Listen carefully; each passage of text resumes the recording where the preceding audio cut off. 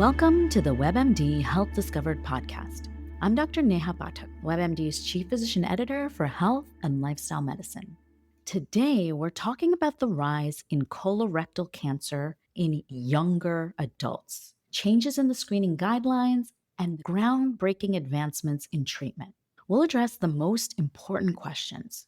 What's driving this increase? Is it a combination of lifestyle, genetics, and environmental exposures? What do we need to know about cancer screening? And when should we contact a healthcare provider about concerning and persistent symptoms? And what should I ask my healthcare provider during my next visit?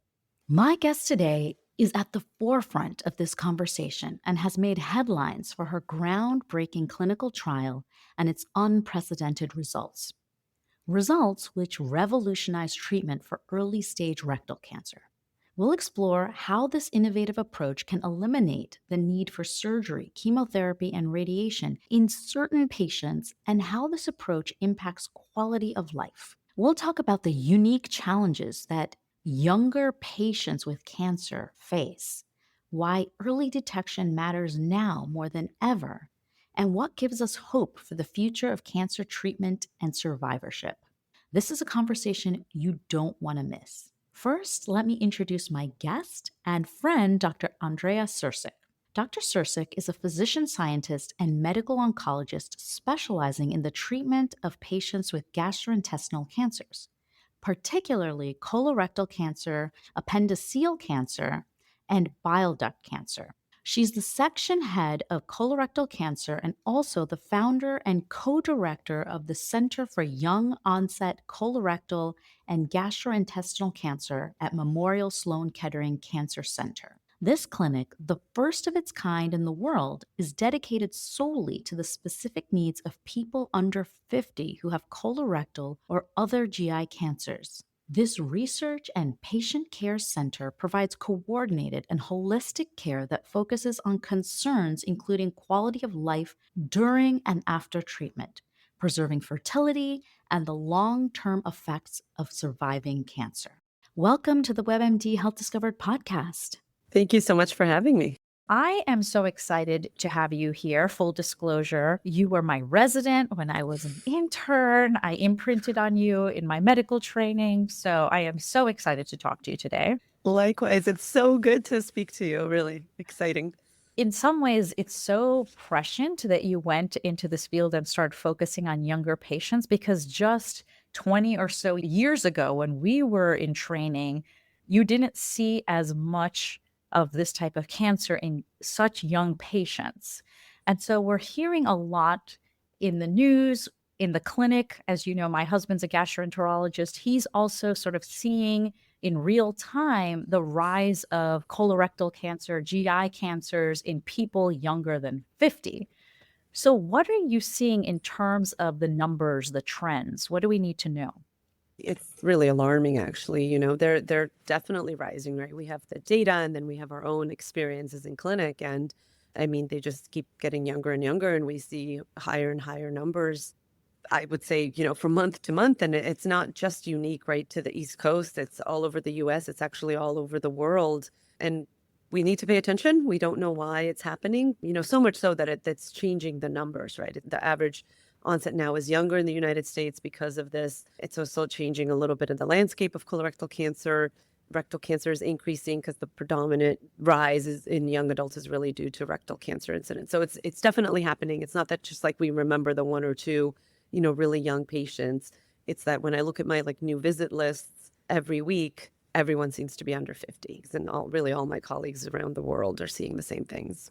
Yeah, no, it is absolutely shocking. I mean, we are remarking on it down here, and we're in Georgia, in my husband's group, and just amongst our friends, we're seeing a lot of younger diagnoses, cholangiocarcinoma, other types of cancers that were considered rare when we were in training. Are there leading theories around why this increasing prevalence, diet, lifestyle, environmental exposures? What are we sort of thinking? Yeah, I think it's exactly everything you just named. I think it's most likely multifactorial. It is something environmental, but it's probably not a single factor, right? It's probably a combination of factors, whether that is our diets, processed foods, more sedentary lifestyles, exposure to things in the environment. Antibiotics, are kind of a main suspect, as well as potentially other medications. And then also, of course, things in the environment that we can't control, such as microplastics. So I think everything is under investigation as it should be. And I think we don't know is the honest, short answer. But the good news is that there's a lot of people now interested. There's a lot of research going on into it from a epidemiological perspective, as well as sort of more smaller kind of basic science, looking at changes in the tumors and potentially trying to figure out where the difference might lie, if there even is a difference, or if we're just all aging prematurely because of all these factors, and as you brought up, I mean, it's not just colorectal cancer. It's really the entire GI tract, and it's actually rising even outside of the GI tract, but it's certainly something that, is affecting, they're saying, liver cancers, cholangiocarcinoma, gastric cancer, pancreas is on the rise in young adults and not associated with a hereditary predisposition. Most of these are sporadic. So let's dig into that path. And I am, mom guilt is real in so many ways. But when we start thinking about what we're feeding our kids, like the environment around our kids when they're super young, I know for me, it's something I definitely, I can't necessarily change too much just given how much we're doing in our lives. But it definitely makes you think about being just much more intentional about what you're bringing into their worlds and their bodies. Absolutely. Yeah, you're right. Mom guilt in so many ways, right? But it's true.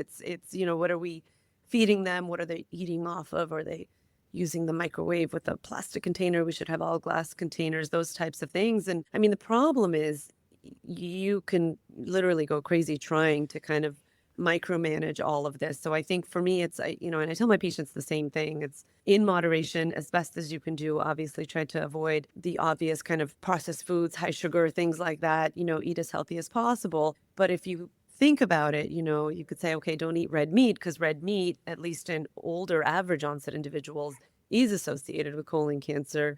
Haven't seen the same association in young adults, but you can avoid red meat, you eat fish, but then if it's microplastics, the ocean is covered with it. And so you can literally go crazy. So I think it's in moderation as best as possible. The best we can do now is tell people pay attention to your bodies, pay attention to your symptoms, be your own advocate.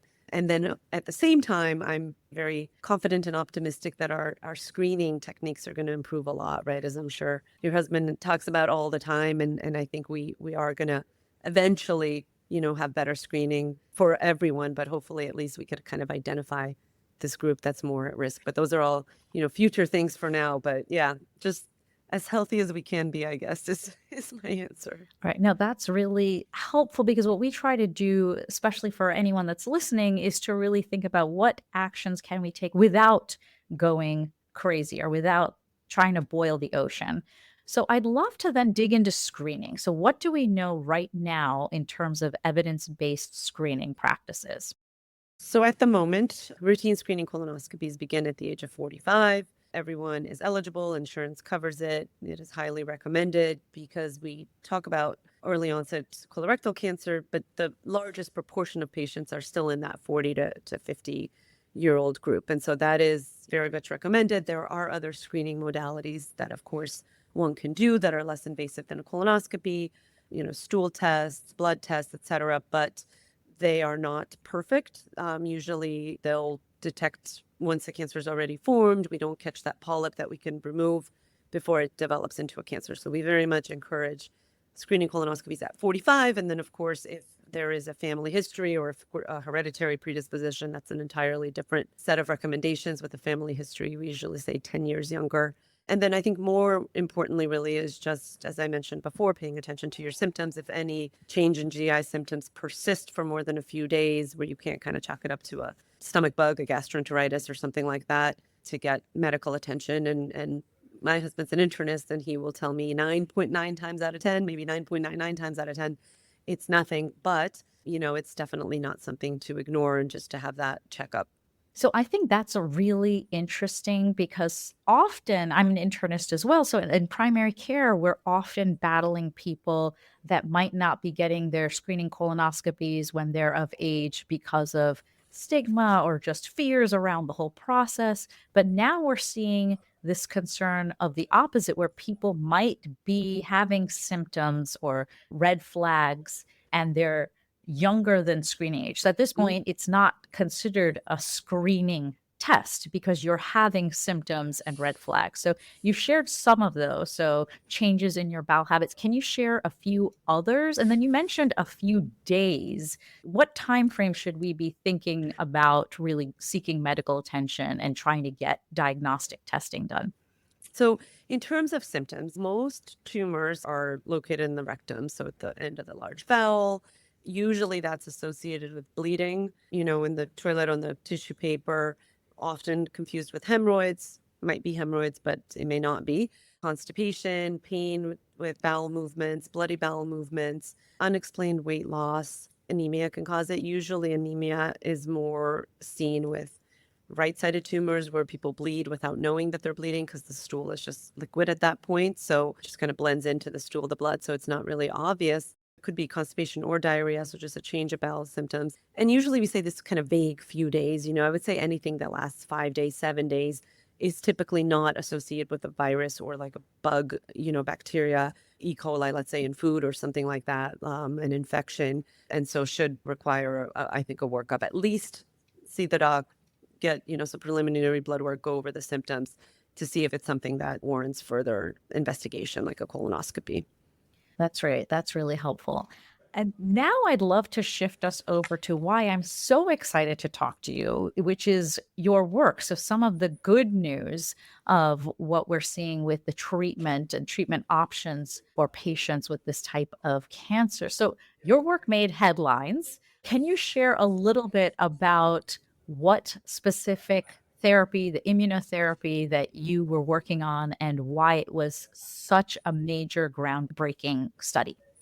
Yeah, happy to. So we treat a lot of rectal cancer at Memorial. And when you treat rectal cancer, so because the rectum is located in the pelvis, it's three therapies usually. And we do chemotherapy first, and then chemoradiation, and then surgery. And we started treating patients with that paradigm in the early, maybe 2012, 2013 or so. So over a decade.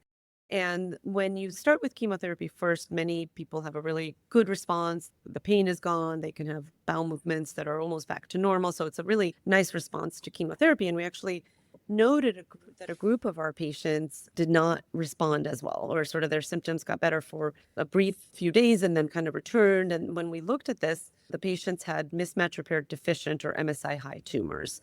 It's a defect in the tumor repair machinery that basically leads to a very high mutational burden. So the tumors look very abnormal, express many what are called neoantigens, which really are kind of like flags for the immune system to already be engaged in trying to fight the cancer. Because normally colorectal cancer hides very, very well from the immune system. But these tumors that are mismatch repair deficient or MSI high can be very sensitive to immunotherapy. So around the time that we were seeing this and had reported that the tumors, mismatch repair deficient rectal cancers, were not responding well to chemotherapy in advanced disease, so in the metastatic setting, checkpoint blockade with pembrolizumab had become approved actually by the FDA for metastatic colorectal cancer that was mismatch repair deficient or MSI high. So when these patients had progression or developed disease recurrence, we were able to treat them with immunotherapy and saw really good responses. And so that gave us this idea of using immunotherapy up front as the first intervention of what we call total neoadjuvant therapy, right? So doing immunotherapy first and then seeing how the tumors respond to immunotherapy. And if the tumor is completely gone, we didn't have to do anything more, meaning we could omit chemo, we could omit radiation, and we could omit surgery. If the tumors weren't completely gone, then we would kind of add back our standard of care total neoadjuvant regimen stepwise. Because the real issue with rectal cancer, so the treatment works very well with this paradigm, but these tumors that were resistant to chemotherapy would have responded well to chemoradiation and surgery, so the patients were cured. But there's a lot of morbidity associated with those modalities. A lot of patients, about 30%, because the tumor is very low, need a permanent colostomy. Radiation, the ovaries and the uterus are in the field, so it leads to infertility, early menopause. And because we're seeing more and more young patients, these are increasingly more important issues, right? Obviously, quality of life is important at any age, but here in particular, in a 30-year-old fertility, 40-year-old fertility is a very important piece of the discussion. And so we had tried very hard to kind of focus rectal cancer treatment with that in mind, thinking about if someone has a good response to omit radiation or omit surgery. And so with this trial design, this was the exact same idea, but we thought, okay, what if we used immunotherapy first, and then we could potentially replace standard of care chemo, radiation, and surgery. And what we ended up seeing, and we reported the updated data this past April in the New England Journal of Medicine, is that 49 patients, all 49 out of 49, had a complete response to immunotherapy alone. So it was really amazing results. No one needed chemo, radiation, or surgery. Very minimal toxicity from the immunotherapy, and their pelvises were completely intact, in survivorship. So it's been pretty amazing results. Wow, that is amazing. Were you expecting that, or what were you expecting, and how was it when you started seeing these amazing results? Yeah, I mean, it was the best. I wasn't fully expecting it, right? We weren't expecting obviously 100%. The way that the study was written was this like sequential treatment like I described, and actually the first patient was already scheduled for chemoradiation because we thought, okay, 6 months of immunotherapy and then probably they'll need chemoradiation. So we wrote that in, and when she had a complete response, we were like, hold on, okay, we can omit radiation if the IRB and everyone agrees, because obviously there was no tumor remaining. And so then and then after that, every single patient had a complete response at the end of 6 months of treatment. So it was super exciting. Yeah, the first few were like, oh my gosh. That's amazing, because when you think about the human being behind that and all of the things that you just sort of prevented, all the potential complications, it's amazing. How common are these specific types of cancers that respond so well to this immunotherapy? So it's about probably 5% of all early stage locally advanced rectal cancers. So a few thousand a year in the United States, probably about 80,000 or so a year globally. They are more commonly associated with Lynch syndrome. That's why we see lots of young patients, but they're not exclusive. You can have sporadic mismatch repair deficient or MSI high rectal cancer as well. It's about probably 50% are due to Lynch syndrome. So, what does this mean for the future of cancer treatment for rectal cancer in this particular stage? And then, just if you're kind of thinking beyond that, what does it mean? For rectal cancer, it's been great. The NCCN guidelines, right, which are our kind of cancer treatment guidelines, now have a decision point when the patient is first diagnosed with early stage rectal cancer to check for mismatch repair deficiency by immunohistochemistry. If the tumor is mismatch repair deficient, then they have an option of PD-1 blockade with either dostarlimab, which is the drug we use, pembrolizumab, or nivolumab. And then if it's mismatch repair proficient, they undergo standard of care recommendations of total neoadjuvant therapy.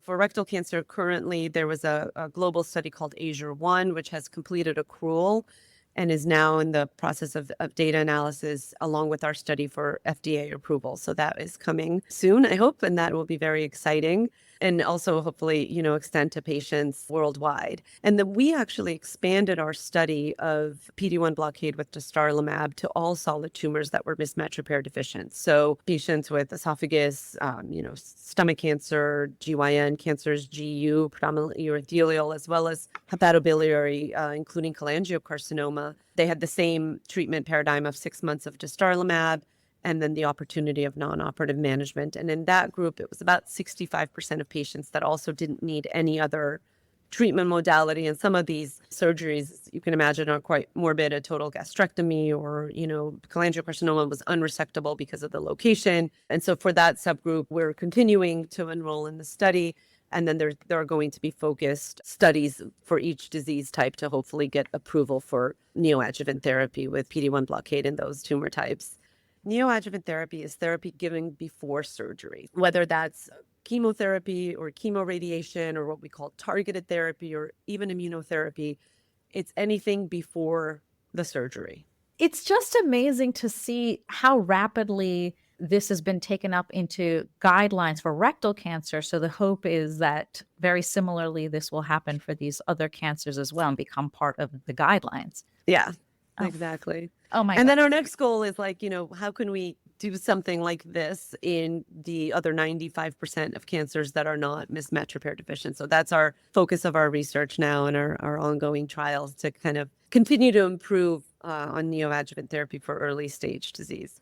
And that's you're looking for other sort of genetic mutations where you can have an immunotherapy or a checkpoint inhibitor or something that is specific to that particular type of mutation. Is that Yeah, so it's biomarkers. So we have a study looking at HER2 amplified rectal cancer. So HER2 is, more commonly talked about in stomach cancer and breast cancer, but it is a proportion of patients with colorectal cancer that have HER2 amplified tumors, and we have approval in advanced disease in the metastatic setting for HER2 targeted therapy. So now our question is, with that, using that biomarker and introducing that targeted therapy upfront, could we improve on neoadjuvant therapy with chemo and potentially not need radiation or surgery in that population? And then the other one is with immunotherapy, it's really more of a there might be another biomarker or just kind of better drugs, better combinations of immunotherapy to be able to stimulate the immune system a bit better than what we did in the past, especially when it's locally advanced and kind of the in situ microenvironment, right, which may be a little bit more immunogenic than once the tumor metastasizes. amazing? It's just, it really truly is just exciting. I'm getting goosebumps listening to you because of the pace at which, too, that it's coming into the real world and going to make an impact for real human beings. So I'd love to sort of shift us to that piece and really think about your patients or someone who's listening, who's facing this kind of diagnosis. What would you say right now are some of the questions they should be asking or talking to their oncologist about?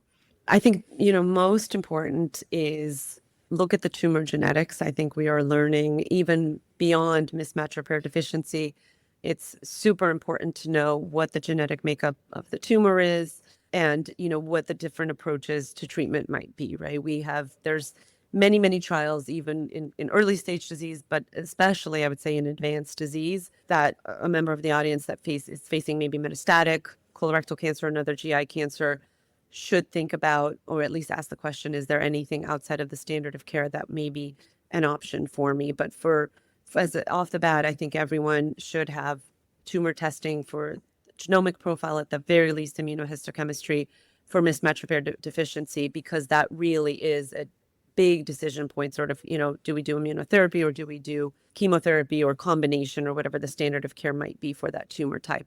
I'm an eternal optimist, and I think we have every reason to be, right? And I'm very hopeful. We've made a lot of progress, not just in advanced disease in this patient population, where we really changed the quality of life. We had babies born where two women actually each had two already since being on study, where before they would have been infertile and in early menopause, almost certainly with standard of care. And so those kinds of changes can happen and are happening. And, I think we're going to just continue to improve upon that. Like I said, even beyond just mismatch repair deficiency over the next several years, for sure. And to clarify for me as well, this is a therapy that's now available really at any cancer center, or is this something that someone would have to go to a specialty cancer center in order to be able to access? Great question. For rectal cancer, it can be accessed anywhere because it's in NCCN guidelines, and that should be approved by insurance rather. It just needs to be checked, and then the patient is eligible for that treatment. For the other tumor types, it is still mostly investigational. Some providers are able to get access. For instance, there are some strong data in colon cancer. And so some insurance companies would approve immunotherapy for mismatch repair deficient colon cancer. It's a bit more kind of debatable. And then in other tumor types, it's mostly still under investigation. We have a trial. Other centers probably also have various versions of what are called neoadjuvant or preoperative therapies. That's really helpful. So, along with really sort of understanding the makeup of your tumor from the standpoint of mutations and the genetics of the tumor, I think what you're saying is it's so important to also talk about your other questions. It's not just about the cancer itself, but your questions about fertility and your quality of life, concerns around whether or not you might need a colostomy or not. All of these are important things to sort of talk through. Absolutely. I mean, that's why we opened the center in the first place, right? It was really twofold. One was because we were baffled by all these young patients that we were seeing and didn't understand why. And so it was kind of a research focus with a prospective registry and looking at the tumor genomics, like we talked about. But the other and equally as important piece was that we were just seeing patients 30, 40 years old, you see them in your oncology clinic or radiation oncology or surgery clinic and are incredibly anxious to just start off with the best treatment, focusing on cancer-directed care, which is important, which is obviously what we do.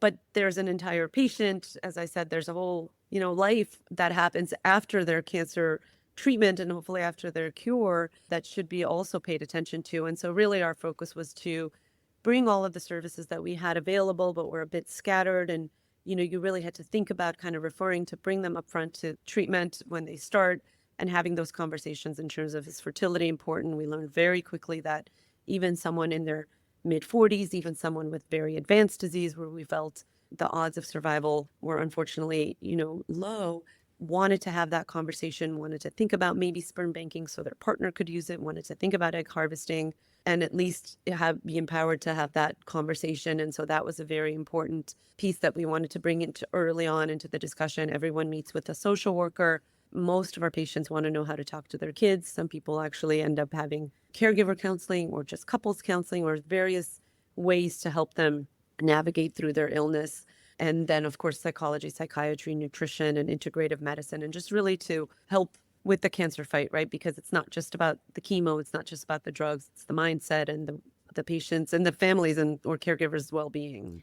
I'm So, so glad that you mentioned these pieces as well. So I'm very interested in lifestyle medicine as a field, and we're learning a lot more around nutrition, physical activity, stress management, the importance of sleep for chronic conditions. So definitely for blood pressure, diabetes, etc., but really around when you're undergoing cancer treatment. So can you talk a little bit about what pieces have the best evidence? yeah, absolutely. I think, we are just learning is the truth. I think we know that a healthy diet and exercise are critically important. It is hard to do sometimes on chemo. I always tell my patients on the bad days, don't set yourself up for failure. Just relax. On the good days, if you're up for it, do as much as you can. Definitely in survivorship, we have data that a healthy diet and daily exercise actually improves outcomes. There are some data for aspirin for muscle mass to help with chemo, actual physical exercise. So those data are very much emerging in oncology. We have a few trials looking at just exercise on its own, actually eliminating or decreasing the chances of recurrence. There was a recent publication in the New England Journal, in addition to adjuvant therapy, the importance of exercise. We have an ongoing study at Memorial addressing that as well. So I think this field is very, very much emerging now in oncology, but I agree with you. It's really important. And I always tell patients the mindset is so important, and that's such a hard one to study, but the more support they can have, the better place that they are. For some people, that's exercise. For some people, that's psychological support or social support, whatever the case may be. There's a lot that can be done and improved with that for sure. What are you most excited about coming down the pipeline and your work in just the work in your field in general? I think, two things. I would say that the advancements that we're making in colorectal cancer, specifically in treatment, I'm very personally really excited about neoadjuvant therapy, about immunotherapy, and just learning more about the ways to really turn on the immune system for treatment of colorectal cancer. That is something that I'm really passionate about and very much excited about that. But then also in metastatic disease, I mean, I think we've made huge strides in the last 5 years, and I think the next 5 years are going to be even more exciting. And then also, I think the idea of prevention, which is not my field of research, but I think is an incredibly important and very, very exciting at the moment, not just with vaccines, but early detection and prevention. I think we're going to make so much progress in that field, really probably over the next 5 to 10 years, that it will hopefully drastically change this conversation, and all these numbers that are going up and up and up, hopefully will, put that to an end. That's great. That's really heartening to hear. And then I'd love to end with just if you could bust a myth right now, your bigger or the Oh my biggest God. misconception that people, when they come into your office, what would you say to someone who's listening? What we hear a lot about is that academic centers, research focused centers are sort of scary because they want to jump into something experimental and don't think about the whole patient and are just so focused on the research aspects, the tissue collection, that is absolutely not true.